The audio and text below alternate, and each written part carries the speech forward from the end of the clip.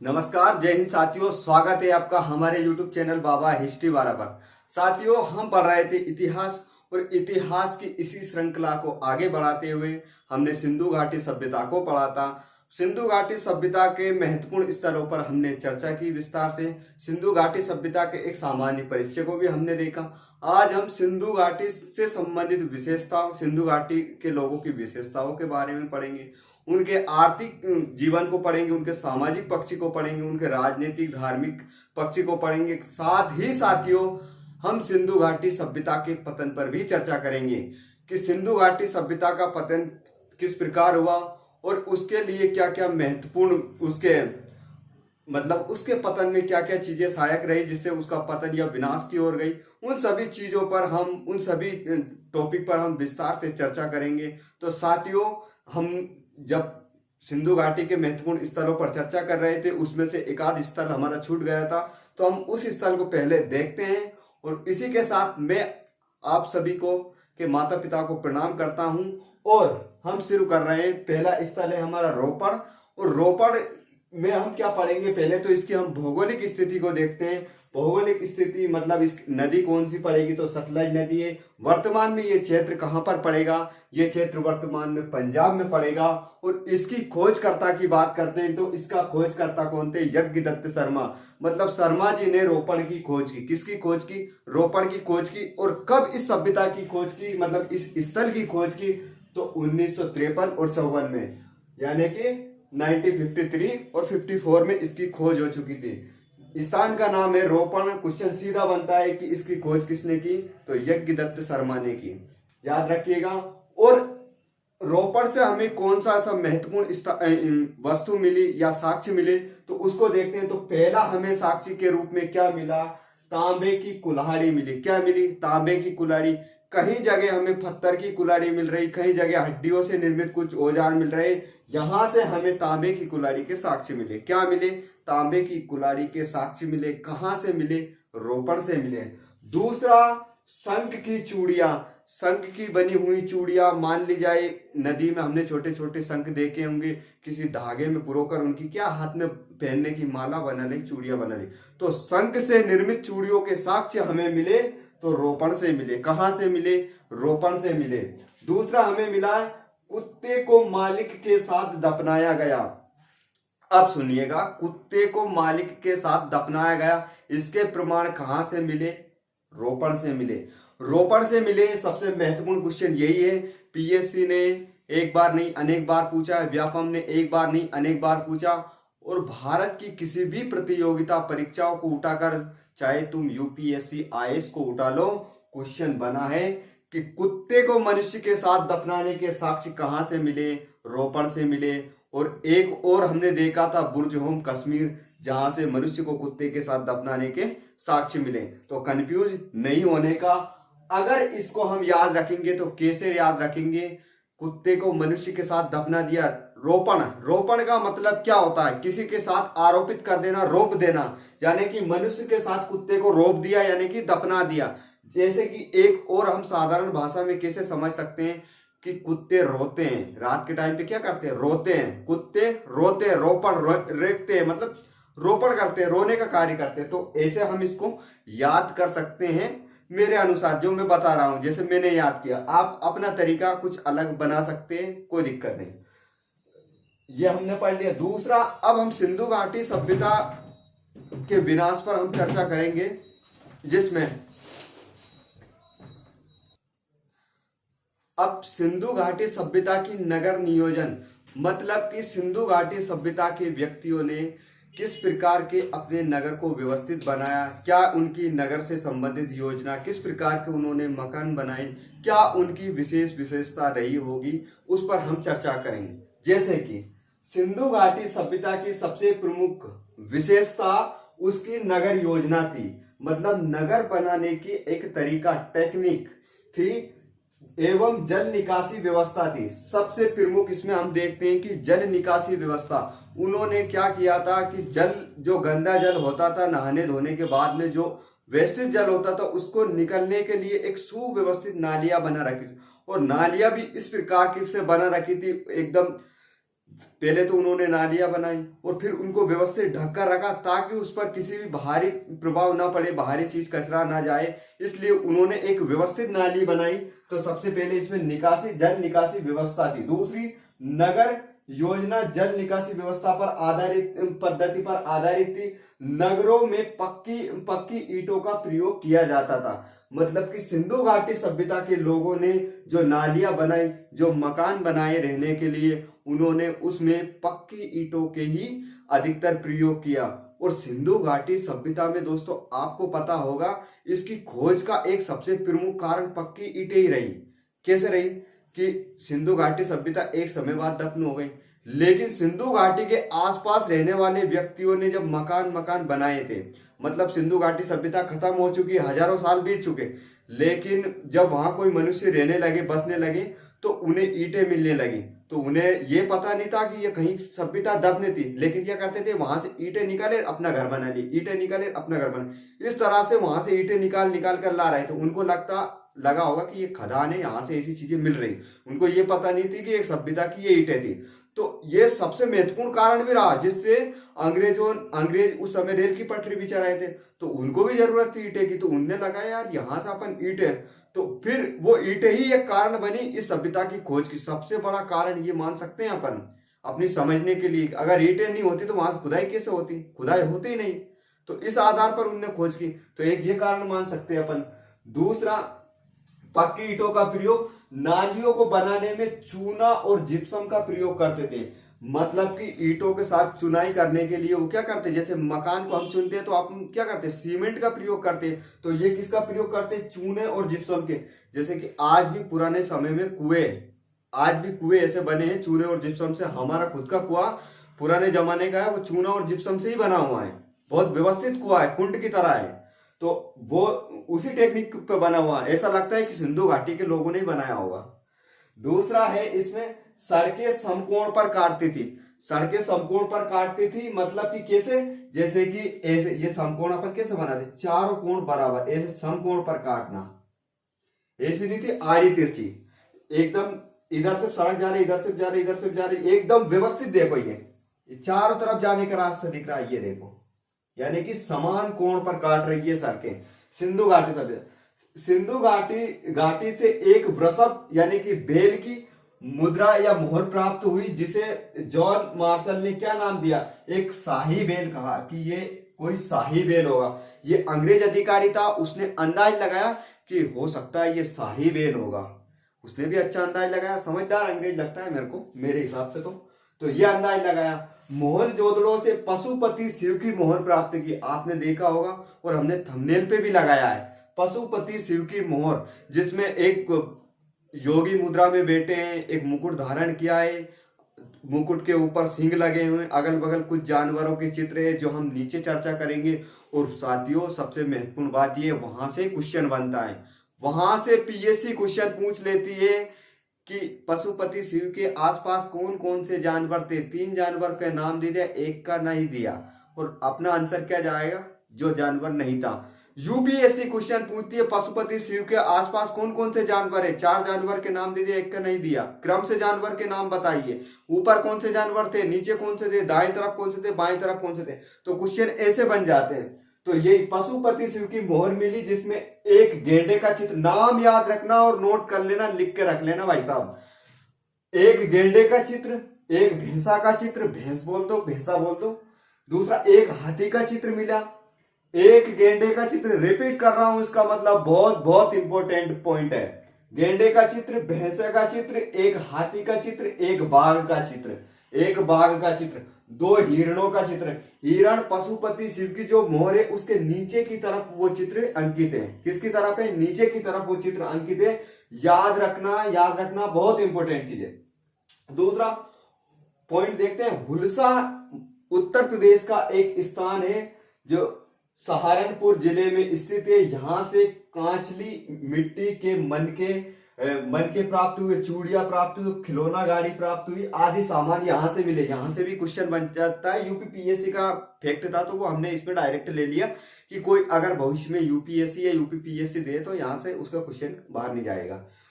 और अन्य विशेषताओं में हम क्या देखते हैं, यहाँ सभ्यता गैर आर्य थी। गैर आर्य, ये सर आर्य शब्द क्या है? आर्य का मतलब होता है एक सभ्य व्यक्ति, लड़ाकू व्यक्ति, जिसे गीता ज्ञान, वेदों का ज्ञान हो। ये हम पढ़ेंगे वैदिक सभ्यता में। जो सिंधु घाटी सभ्यता हमारी खत्म होगी, जिसके बाद में नेक्स्ट जो हमारा अध्याय शुरू होगा वो होगा वैदिक सभ्यता, जहां पर हम वेदों, तंत्र मंत्र, ऋग्वेद, सामवेद, यजुर्वेद, इन सभी वेदों पर चर्चा करेंगे। ये वेद किसने लिखा, जिसमें हम गीता पर भी चर्चा करेंगे कि गीता में कितने अध्याय, जिसमें हम उसका भीष्म पर्व के बारे में देखेंगे कितने अध्यायों में बटी हुई।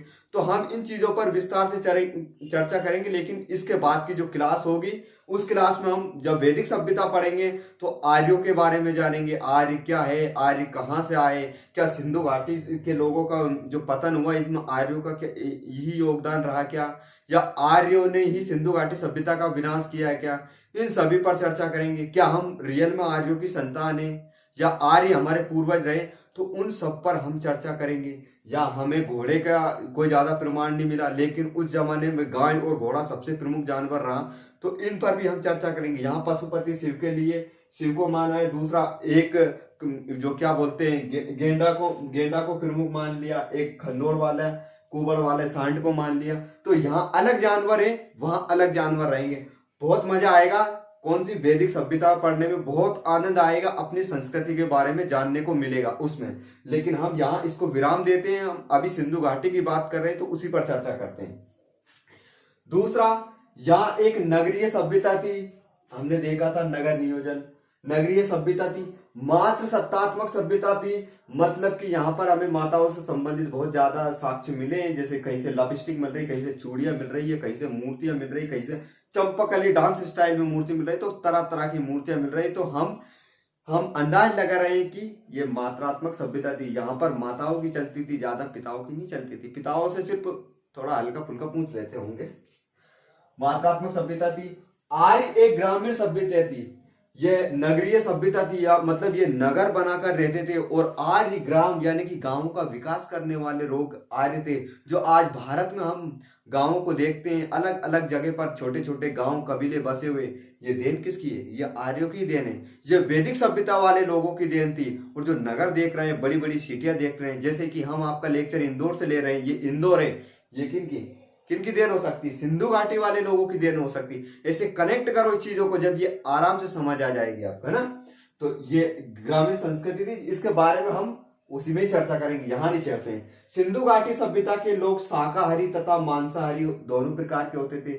आपने देखा था कि एक हमें चित्र मिला, जहां से कैसा चित्र मिले, बकरे की तरफ क्या कर रहा है, वो धार लगा रहा है बक्के में, ऐसा हमें चित्र मिला।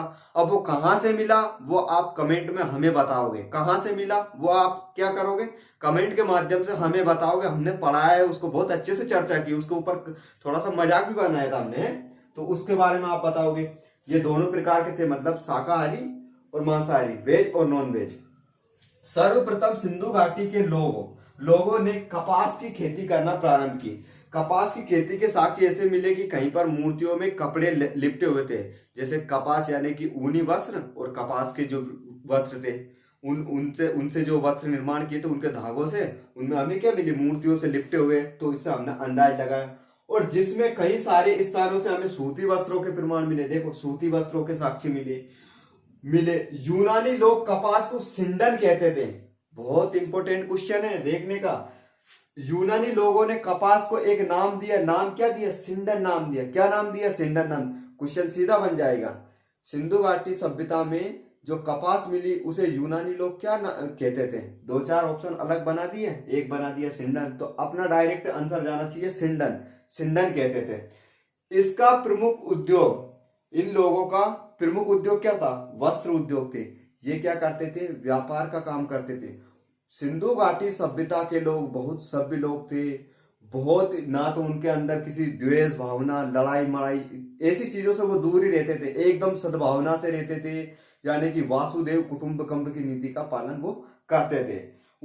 हमने बहुत जगह से देखा कि वहां से हमें कोई हथियार औजार के कोई प्रमाण नहीं मिले, कुछ भी ऐसा नहीं मिला। इसका मतलब ये है कि वो लोग शांति प्रिय थे। ऐसी वो नहीं कि उन्हें हथियार नहीं मिले। जब हम सिनोली सभ्यता पर चर्चा करेंगे, एक अलग ही टॉपिक है, उस पर हम चर्चा करेंगे, तो हम बताएंगे उसमें रथ के साक्ष्य मिले, महाभारत कालीन रथ जैसे महाभारत में होते थे। औजार मिले, तलवारें मिली अलग अलग, तो उन पर हम एक अलग से चर्चा करेंगे। तो यहाँ पर हमें ऐसा कुछ भी नहीं मिला। तो ये लोग कैसे थे? ये लोग सभ्य थे। ये लड़ाई लड़ाई पर कोई भरोसा नहीं करते थे। लड़ाई मड़ाई, धर्म जात पात पर कोई विवाद नहीं, सिर्फ अच्छे से रहना, भाईचारे की भावना से रहना, सबका कल्याण हो, विश्व का कल्याण हो, इसी आधार पर ये चलते थे सिंधु घाटी सभ्यता के लोग। और जो आर्य आए, ये साले उत्पाती लोग थे, मतलब बहुत ही उत्पाती। इन्होंने इंद्र को अपना देवता मान लिया और इंद्र के माध्यम से इन्हें इतना उत्पात मचाया। पर क्या कह सकते हैं, अपन भी आर्य की संतान है। आगे हम जब पढ़ेंगे तो उसको समझेंगे। अभी हम इसी पर ही चर्चा करते हैं। कपास को उन्होंने सिंधन कहा। दूसरा, आभूषण, कि सिंधु घाटी सभ्यता के लोग क्या क्या आभूषण पहनते थे, उन पर हम देखते हैं। जैसे कि कंठहार, कर्णफूल, कड़ा, बाजूबंद या भुजबंद, अंगूठी भी पहनते थे, वाह, हंसुली, करधनी आदि।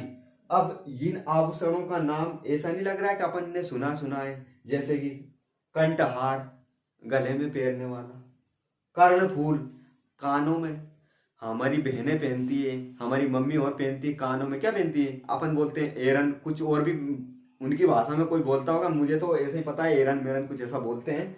जो कानों में झुमकियां पहनती हैं तो कर्णफूल, कड़ा, जो कड़ियां पहनती है, कड़ा हाथों में पहनते हैं, ये चीजें देखो।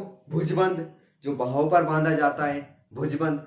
तो ऐसा नहीं लग रहा है कि सिंधु घाटी सभ्यता के जो लोग आभूषण धारण करते थे, जो वर्तमान में आज भी करते हैं अपने ग्रामीण क्षेत्रों में, और आज भी पहनते हैं। आपने देखा होगा अपनी मम्मी होन पहनती है, अपनी दीदी होन पहनती है। शादी ब्याह को माहौल चले जब देख, जो अच्छी अच्छी बाया है नहीं, आशा आशा हो जा, आशा आशा वह पहने आभूषण के कहीं कह नहीं सका भैया, जे में वजन नहीं हो, उससे ज्यादा वजन का तो वही पहन ले, कड़ा नहीं उड़ा,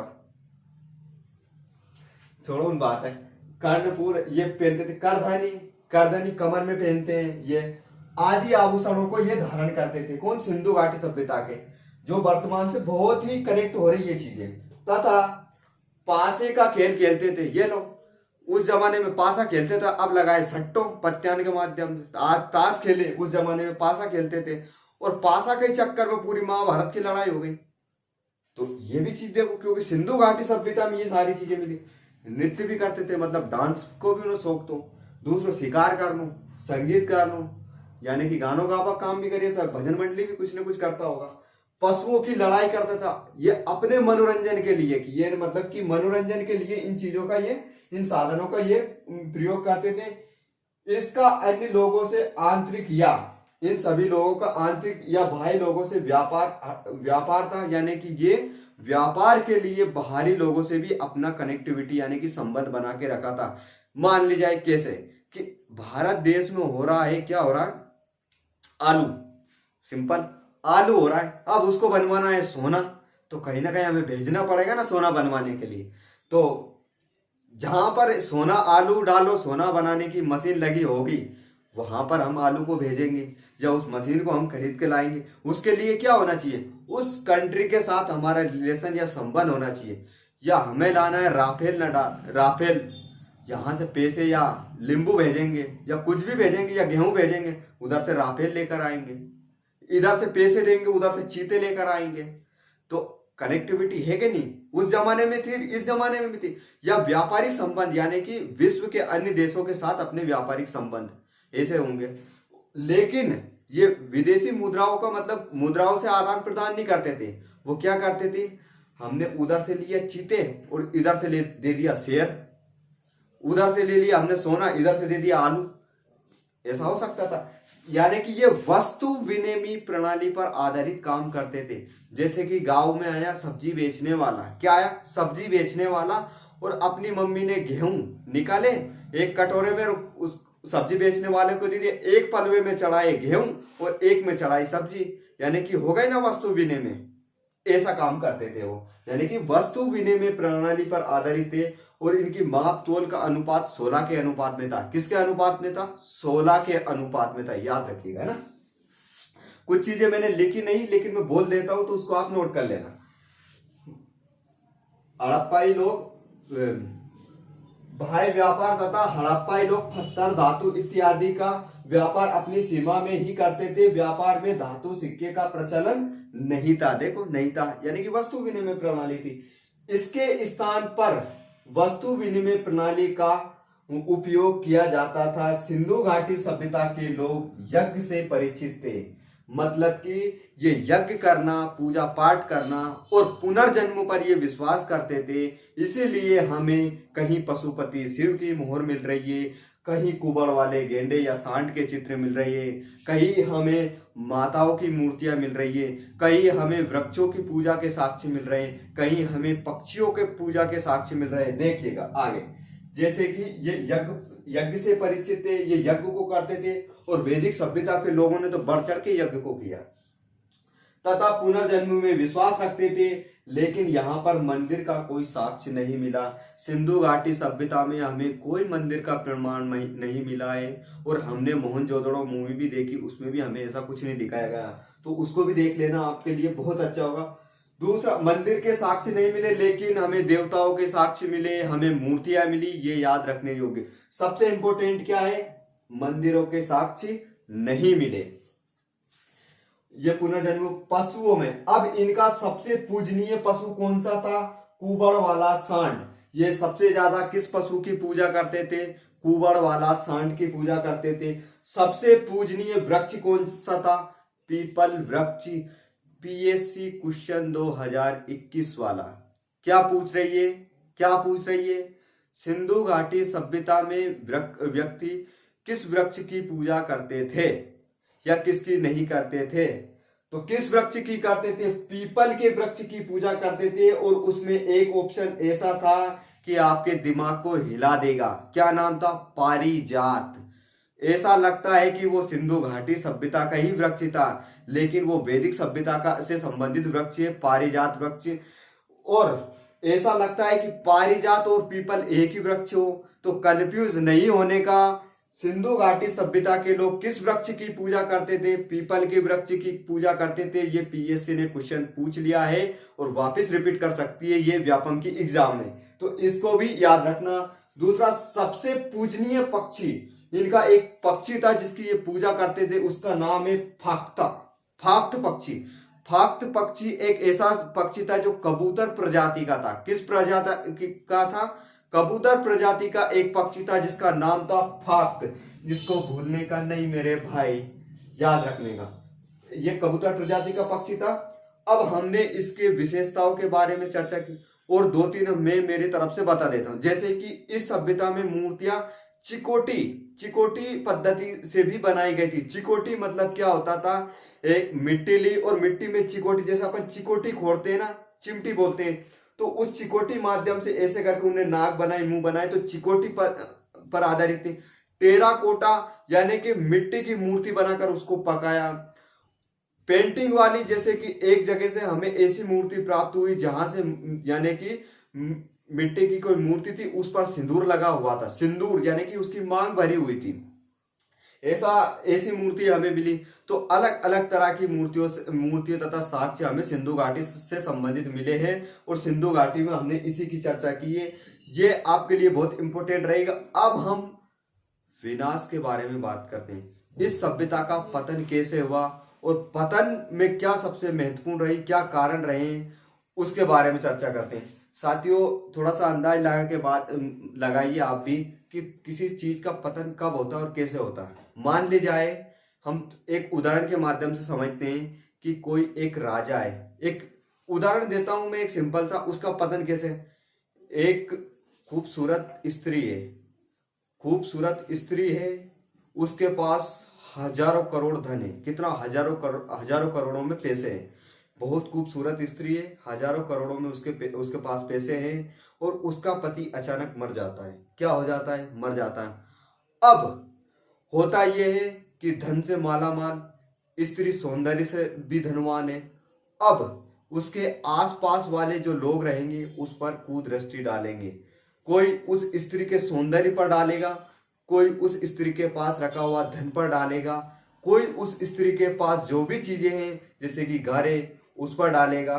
तो सबकी नजर उस स्त्री पर पड़ेगी और अगल बगल से उसको टॉर्चर करने का प्रयास वो लोग करेंगे।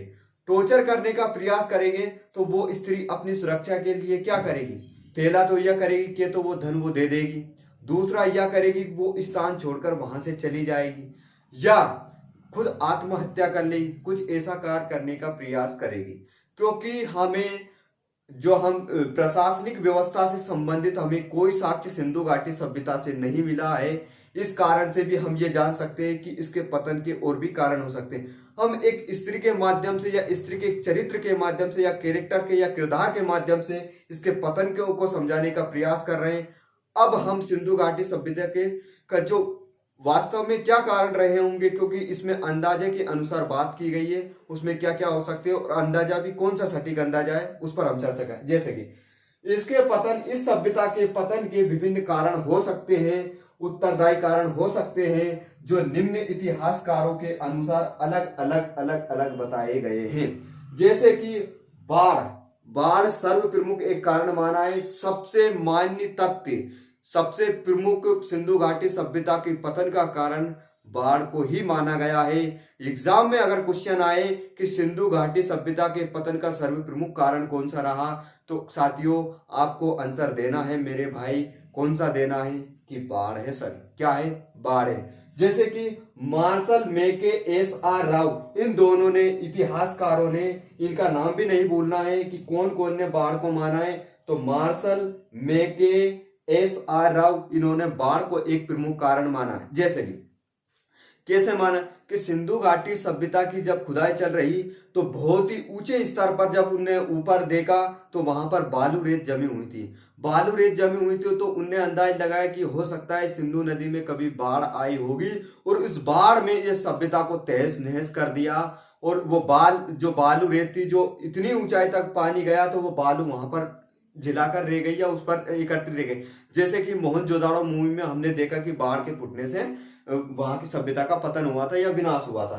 दूसरा कारण आर्यों का आक्रमण, किसने बताया? गार्डन चाइल्ड और मार्टिन व्हीलर ने और स्टुअर्ट पिगट ने, यानी कि आर्यों का आक्रमण।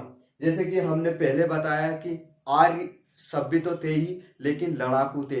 इंद्र को अपना प्रधान मानते थे, मतलब इष्ट मानते थे, और इंद्र को क्या मानते हैं? युद्ध का देवता मानते हैं। पुरंदर बोलते हैं जो दुर्गों को तोड़ने वाला।